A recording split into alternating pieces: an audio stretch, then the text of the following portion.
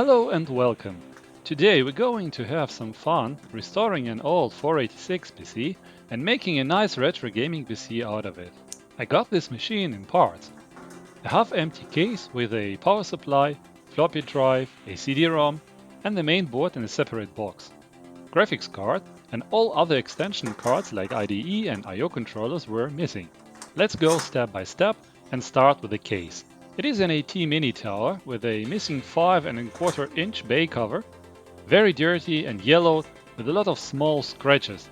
Inside were some old cables and other stuff. I disassemble everything first to give it a good wash.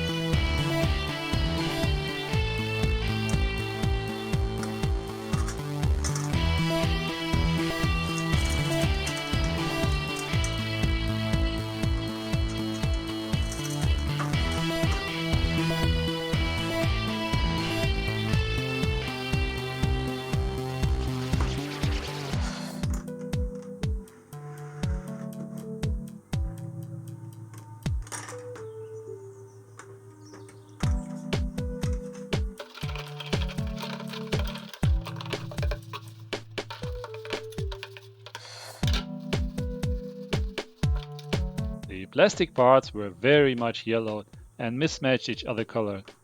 So I decided to retrobrite it using hydrogen peroxide.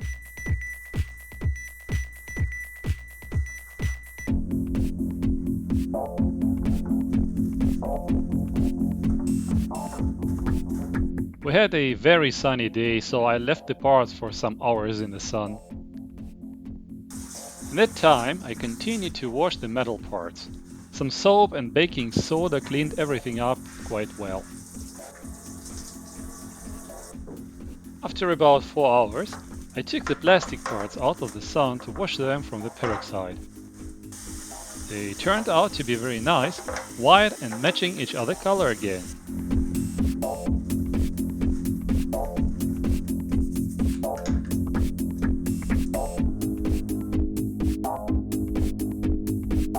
I left all the parts drying outside and turned to the CD-ROM.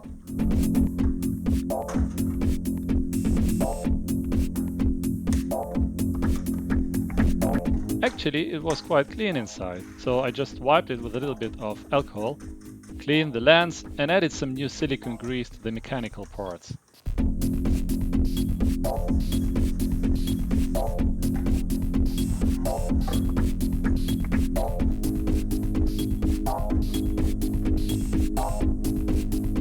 Now to the power supply. I didn't turn it on before taking a look inside. You never know, however, it looked clean and I found nothing suspicious at the first glance. Just a little bit of dust, and all capacitors were in good shape, also the fat ones. So I just disassembled, cleaned and oiled the fan, as well as cleaned the whole power supply with a vacuum cleaner.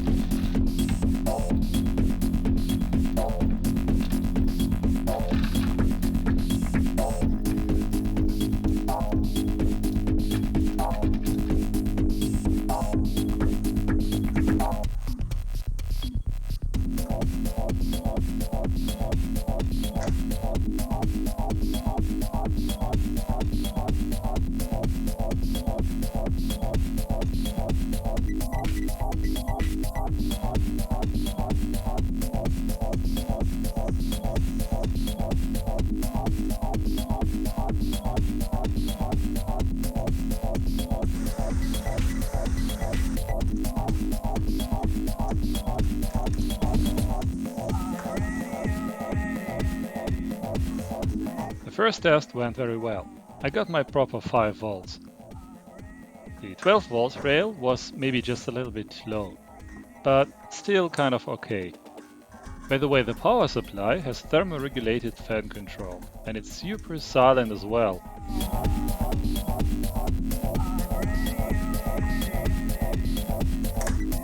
The CD-ROM reassembled looked just as good as new.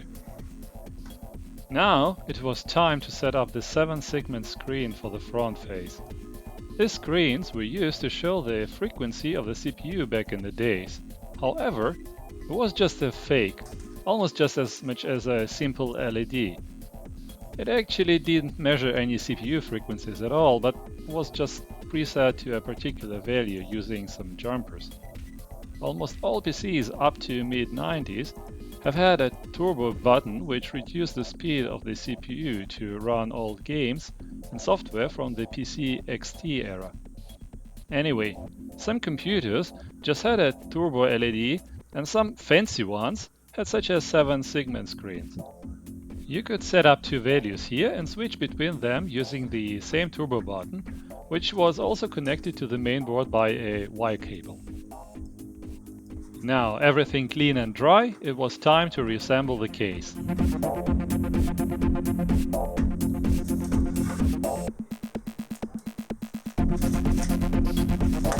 I always twist the cables to a plait. This helps against chaos and parasitic electromagnetic effects between the cables. I have had one PC which rebooted sporadically because one non-twisted cable reset the system due to some parasitic effects. It took me quite a while to find the issue, believe me. Sometimes manufacturers just add a ferrite ring to twist cables around it, but a plait does the job just as good. As I wanted to insert the PC speak, I realized that one cable was ripped off, but this was an easy fix.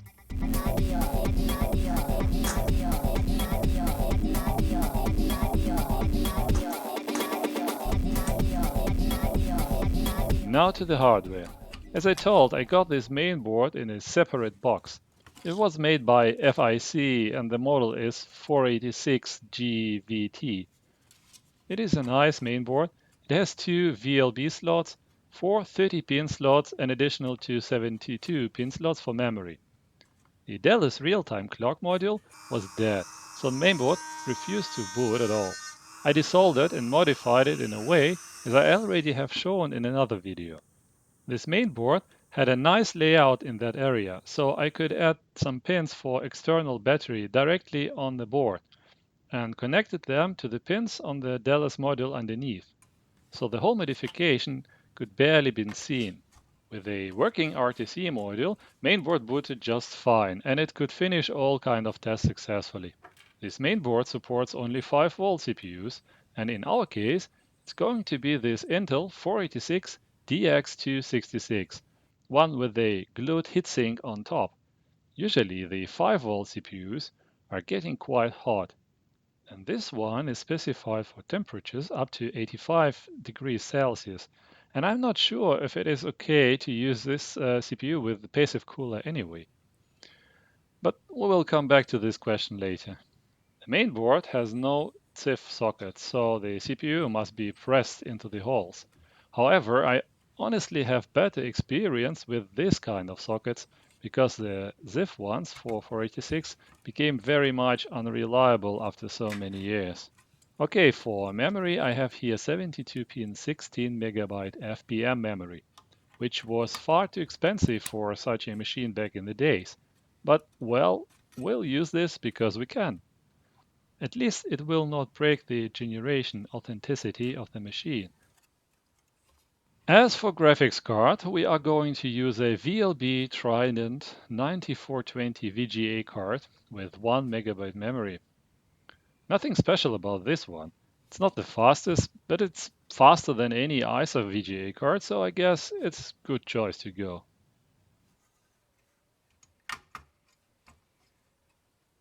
This simple controller will take care of our drives, the floppy and the IDE for hard drive and CD-ROM.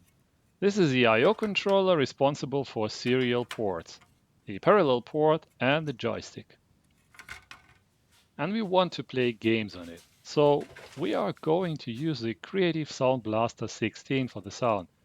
This is state-of-the-art sound solution around 1992 and later.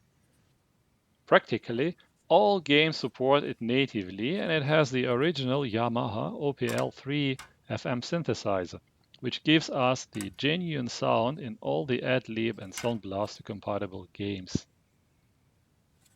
We are going to store all the software on this hard drive.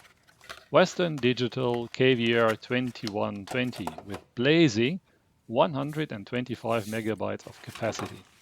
Not much, you would say, but this drive was made in the year 1992, as you can see, and this is around the time of the other parts we are going to use here, so it will absolutely fit in our system. Since we are already here, I'll set the jumper to master setting. Remember, our IDE controller supports only one channel, means only one IDE cable with maximum 2 devices hanging on it. The hard drive and a CD-ROM in our case. And this is it. Time to assemble.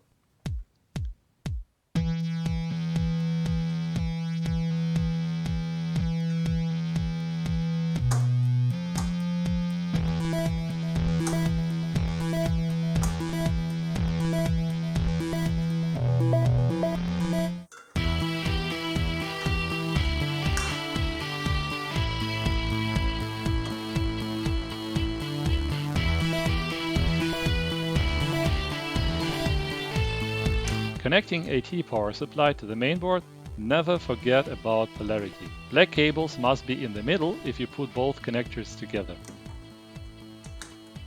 First test, and we have power. The mainboard beeps already, complaining about the missing video adapter.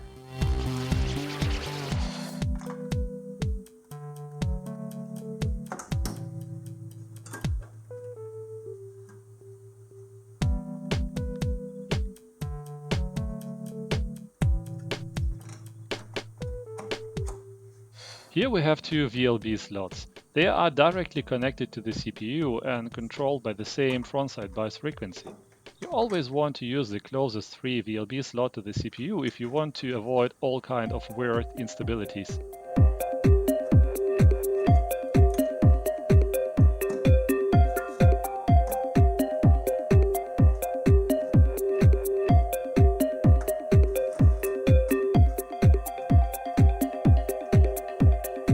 And again, setting the jumper to slave on the CD-ROM, since the hard drive is master if you remember.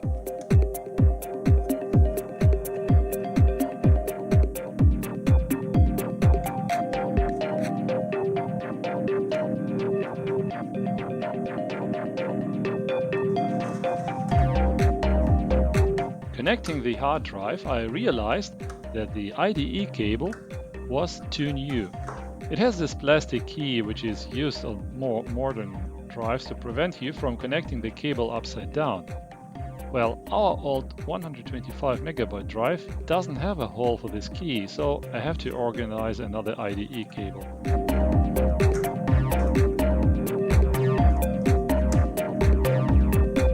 The CD-ROM will be connected with additional cable to the sound card.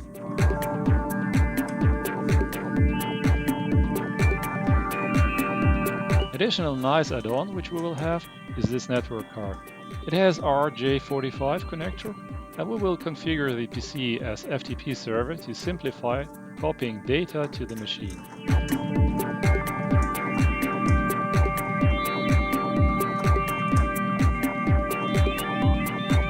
This is how it looks like so far. I made some cable management, looks quite clean now.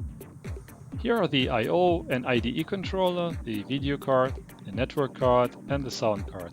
On the rear panel we have the keyboard port, the I/O ports, the joystick and mouse, the VGA port, the network ports and the audio ports of the sound card. The 5 1/4 inch front cover was missing, but I'll find something in my box.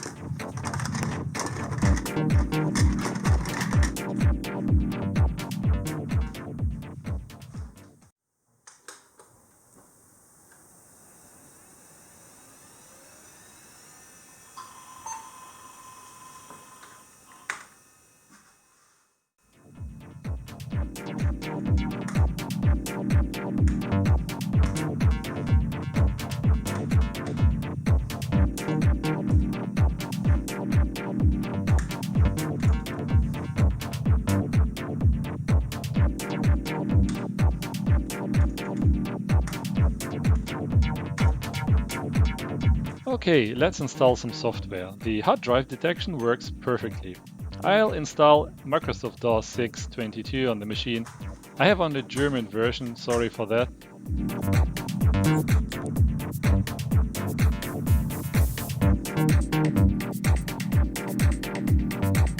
The DOS installation went without an issue. I also started to copy other stuff like games, drivers, etc. And suddenly the display turned black and the power supply screamed short circuit and went into safety mode. You could smell the white smoke in the room. I turned off the PC and checked the hard drive for a short, and there was none. So I turned on the PC again and here for the sound of the hard drive.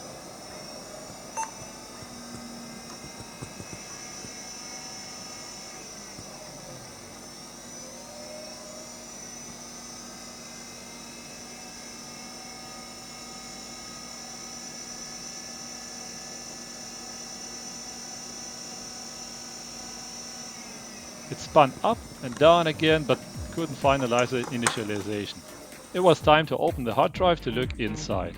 Yeah, as you can see, a capacitor blew up. These tantal capacitors were just never made for eternity. So I removed what left of it and added another one.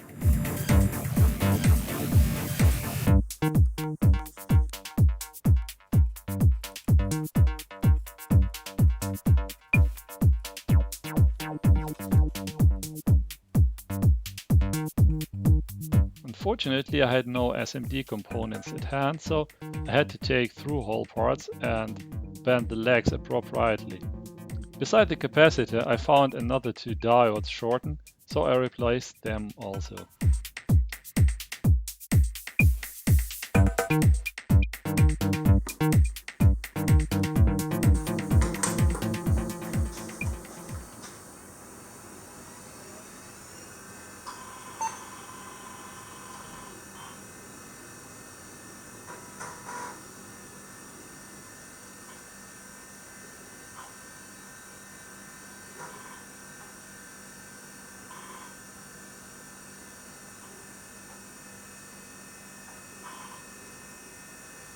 Back in the PC, the hard drive was alive and all my data I previously installed and copied survived also, so I could continue my work.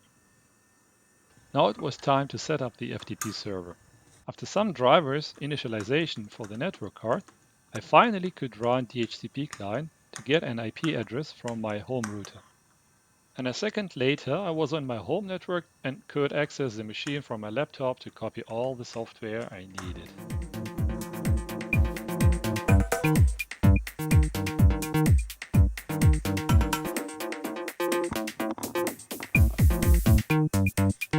Trying to install the sound card, I found another bummer. The Sound Blaster 16 seemed to be dead. I tested it also in another PC and there it couldn't be initialized either. That was strange because I tested it before and it was working. Well, like with the hard drive, these old parts seem just to give up their lives. Slowly but surely. Anyway, I had to find a solution and I decided to go with another creative product from the same line. A new revision of Sound Blaster Vibro 16 with highly integrated Vibro 16 XV chip. This is very much a budget solution and stands in no comparison to the Sound Blaster 16 I plan to install here. The sound quality is mediocre and there is no real Yamaha OPL3 FM synthesizer. That's on the bad side.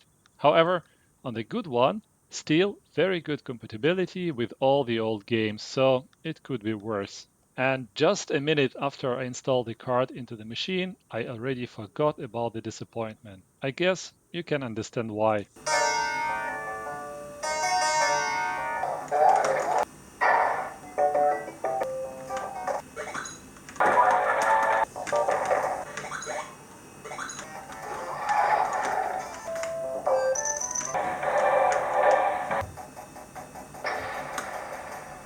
That was a funny hour or two, but I had to finish this project and so I moved on to further testing.